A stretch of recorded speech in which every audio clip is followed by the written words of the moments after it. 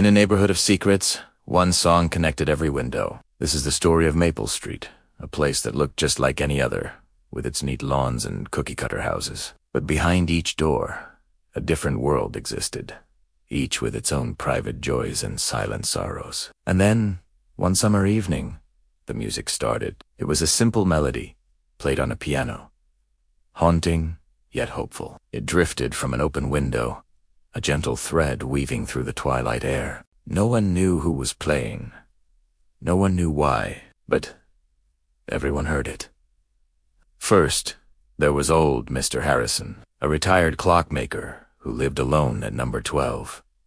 His hands, once steady enough to fix the most delicate gears, now trembled. He spent his days staring at the silent grandfather clock in his hall, a monument to the time he could no longer command. When the first notes reached his ears, he stopped. He closed his eyes, and for the first time in years, he wasn't just counting the seconds slipping away. He was listening. The melody reminded him of a waltz his wife used to love, and a faint smile touched his lips. Across the street, at number 15, lived a Miller family. On the surface, they were the picture of suburban perfection. But inside, the silence was deafening. Mark and Sarah barely spoke, their conversations reduced to logistics about their 2 kids, who communicated mostly through screens. That evening, as the piano song floated into their living room, something shifted. Their daughter, Lily, took off her headphones. Their son, Jake, looked up from his phone. Sarah glanced at Mark, a question in her eyes. For a moment, they weren't 4 separate people in a room. They were a family, sharing a single, beautiful moment. The music became a nightly ritual. At exactly 8 p.m., the mysterious pianist would begin. The song was always the same, yet it felt different each time, colored by the mood of the evening. It became the unofficial soundtrack of Maple Street. People started opening their windows, not just for the breeze, but in anticipation. Neighbors who had only ever exchanged polite nods now found themselves talking about it. "Did you hear the music last night?" they'd ask, a new warmth in their voices. It was their shared secret, their common ground. The mystery of the pianist was a favorite topic of speculation. Some thought it was the new family at the end of the cul-de-sac. Others whispered it was a ghost. Young Jake Miller was determined to find out. He turned it into a detective game, mapping out the houses and trying to pinpoint the source. He'd sneak out, army crawling across lawns, using a sound app on his phone to measure the decibels. His investigation led him to one house he'd never paid much attention to before. Number 22.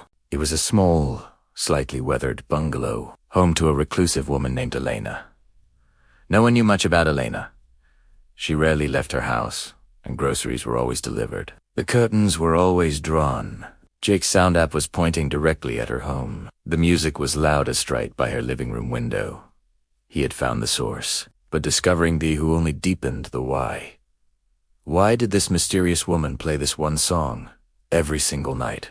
Jake shared his discovery with his sister, Lily. Intrigued, Lily, who was an aspiring artist, started sketching the houses of Maple Street, trying to capture the feeling the music evoked. She drew Mr. Harrison's house with musical notes curling like smoke from the chimney. She drew her own house with light pouring from the windows, pushing back the shadows. Her art was no longer just about technique. It was about emotion. It was about connection. One afternoon, driven by a new sense of community spirit, Sarah Miller decided to bake a batch of cookies. She packed some up for Mr. Harrison. When he opened the door, he looked surprised, but pleased. They talked for a few minutes, not about clocks or weather, but about the music. He told her about his wife and the waltz. Sarah, in turn, confessed how strained things had been at home, and how the music seemed to be a bomb. It was the first real conversation they'd ever had.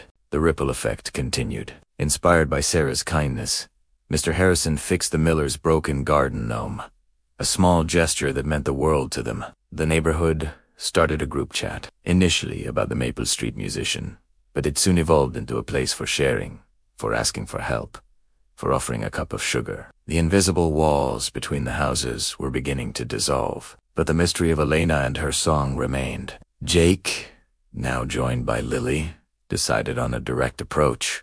They weren't spies anymore. They were concerned neighbors. They walked up to her door, a drawing from Lily and a plate of cookies from their mom in hand, and they knocked. The door creaked open to reveal a woman with tired, butt-kinned eyes. It was, Elena.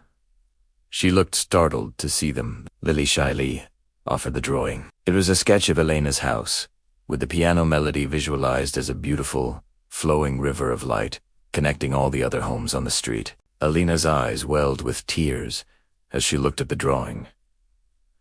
She invited them inside. The house was filled with memories, photographs on every surface. In the center of the living room stood an elegant, old piano. She finally told them her story. The song was a lullaby.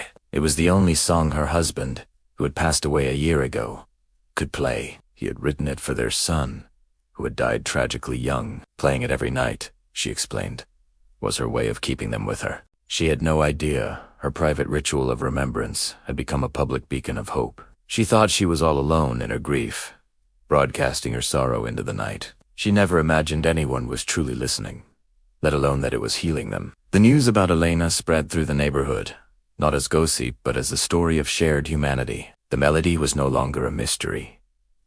It was an anthem of love, loss, and resilience. It now held a new, deeper meaning for everyone. The next evening, at 8 p.m., the music began, as usual. But this time, something was different. One by one, the residents of Maple Street stepped out of their houses. They brought lawn chairs and blankets, gathering on the sidewalk in front of Elena's house. Mr. Harrison sat next to the Millers. Families who were strangers a month ago now shared popcorn. They didn't talk. They who sat together under the stars, listening. They weren't just listening to a song anymore. They were listening to a story. They were honoring Elena's love and her loss. And in doing so, they were acknowledging their own. The piano melody was no longer a solitary thread. It had woven itself into a tapestry, a rich fabric of shared experience that connected every single heart on Maple Street. From that day on, the nightly concert continued. But it was no longer a private tribute. It was a community gathering. Sometimes, someone would bring a guitar and softly play along. Lily would sketch the scene. Jake would make sure everyone had a good spot.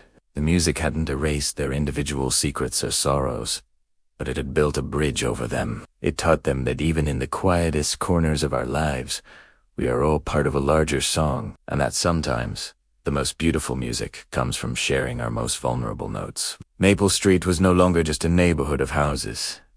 It was a home. Thanks for watching our story unfold today. If it resonated with you, consider subscribing and joining our community. We'll see you in the next one.